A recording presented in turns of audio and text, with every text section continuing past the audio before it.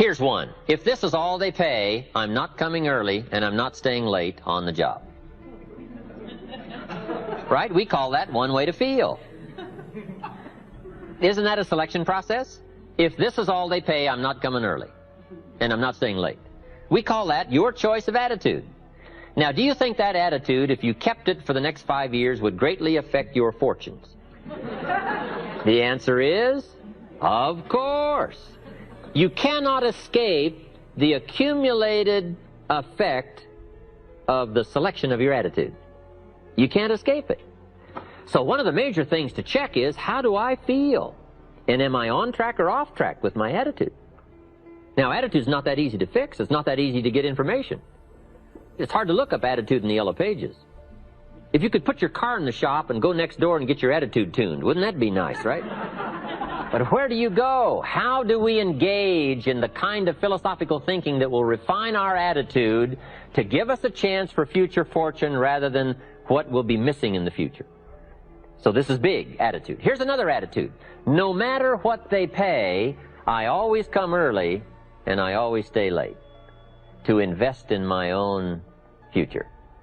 We call that another attitude about the same job. Now, why would one person have one attitude, another person have another attitude? We call that mysteries of the mind. Right? I don't know. Everybody has to choose for themselves. Everybody has to decide by education.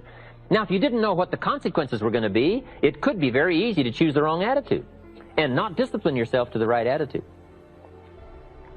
So a big portion of our life is affected by how we feel. Let me give you just a quick list about the feelings that affect our lives. Number one, it's how you feel about the past. Boy, it's easy to carry the past as a burden instead of as a school. It's easy to let the past overwhelm you instead of let the past instruct you. How to feel about the past hurts and the past losses and the past difficulties and the times you failed and the times it didn't work, the accumulation of all of that. How you feel about that is going to greatly affect your future in your life. One of the major things that affects your life is how you feel about the future. Our life is affected by two major things. One is price and the other is promise. And it's not that easy to pay the price if you can't see the promise. I think kids are having problems these days trying to pay the price because they can't see the promise. But all of us wouldn't mind paying the price if we could have a clear view of tomorrow, next week, next month, next year. If we had the high assurance with great probability of how it's going to work out, do you think we would hesitate to pay? The answer is no. But everybody hesitates to pay if the future isn't clear. So to help the kids these days, we got to do two things. Help them to see the promise and help them pay the price. But we can pay if we can see. My karate instructor said, Mr. ROHN, you cannot believe the incredible feeling of walking down any city street unafraid. I said, let's get on with the classes, right? Hey, I will sweat. I will put myself through the paces, right? What would we do for an extraordinary promise? Answer, the most unbelievable things. Would you crack the books? Would you burn the midnight oil? Would you engage in the extra thoughts and the extra disciplines if the promise was adequate? And the answer is, of course. But who wants to read? Who wants to burn the midnight oil? Who wants to put themselves through the paces if the promise isn't clear? Important, price and promise. Here's number three. It's how you feel about each other. It's so important. Attitude about society, country, state and city, community, family, enterprise, office, company, corporation, division. It's so important to have a unique understanding about other human beings and what makes a good life, what constitutes a good life. How you feel about each other. I've got a good phrase for you. You can't succeed by yourself. So to have a unique, refined sense of appreciation for each other is prerequisite. It takes each other to build a society. It takes all of us to build a country, to build a nation. It takes all of us to build a community. Key phrase, you can't succeed by yourself. I gave a speech not long ago to the Rotary Club of Culver City, California, and I was unusually affected by the Pledge of Allegiance. that day. Big, strong voices. It's a big, strong club. And it was going through my mind the next few days, the Pledge of Allegiance. And the more I thought about it, the more I thought, what an important key document, right? The Pledge of Allegiance. And so I started writing, and I wrote a discourse on the Pledge of Allegiance. I took each key word and did a little summary for our Tape of the Month Club. Wow, the Pledge of Allegiance is unique. It starts with I and ends with all. The pledge starts with I and ends with all. It takes all of us to make any one of us successful.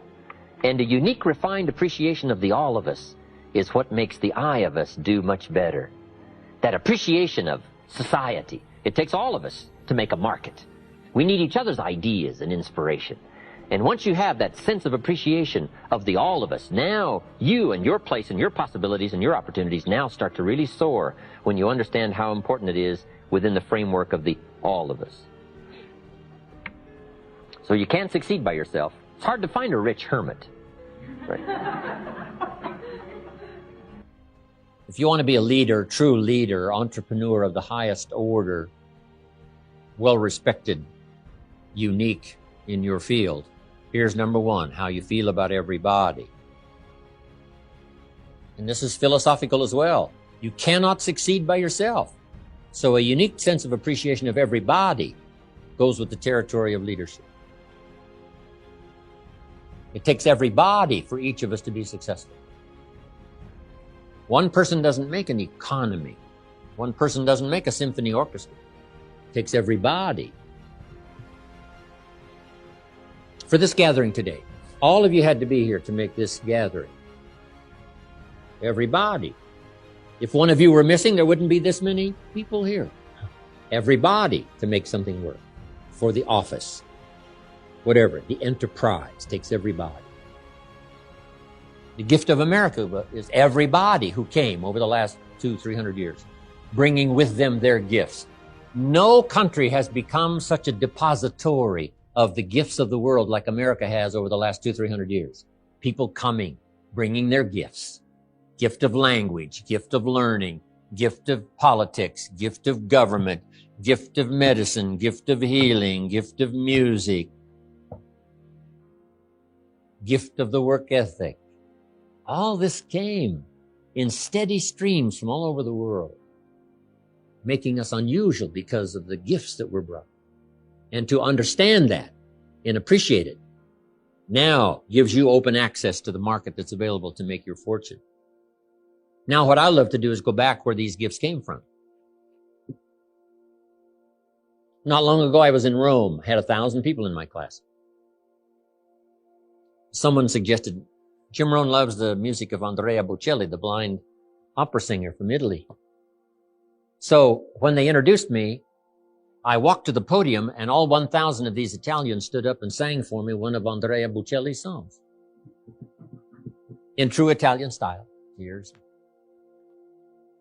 I described it to my grandchildren later. I said, here was the scene. A choir of 1,000 and an audience of 1. And that was me. I thought, here's where some of these gifts came from. The gift of poetry. The gifts. So learn to appreciate the gift. Now, here's the big biggie. It's how you feel about yourself. That's major. Understanding self-worth is the beginning of progress. Nothing more powerful than self-esteem, which creates self-confidence. The greatest steps towards success come from self-confidence, and that comes from self-esteem, doing what you know you should so that at the end of the day, you have high self-esteem. How valuable are you? What could you do if you had all the skills?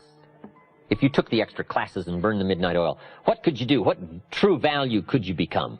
That is one of the better exercises. What could I become in terms of value? What could I really do in the marketplace, in enterprise, family, home, love, experience, marriage, friendship? How valuable could I become? Am I valuable enough to work on what all is still not functioning in my life to full capacity? If I'm operating at 20%, what could I possibly do with the other 80%? And do I have it in knowledge and worth and value and experience? Once you start understanding this part of you, understanding how valuable you are, it is a whole new experience, understanding self-worth. So attitude plays a big, major part in how our life works out.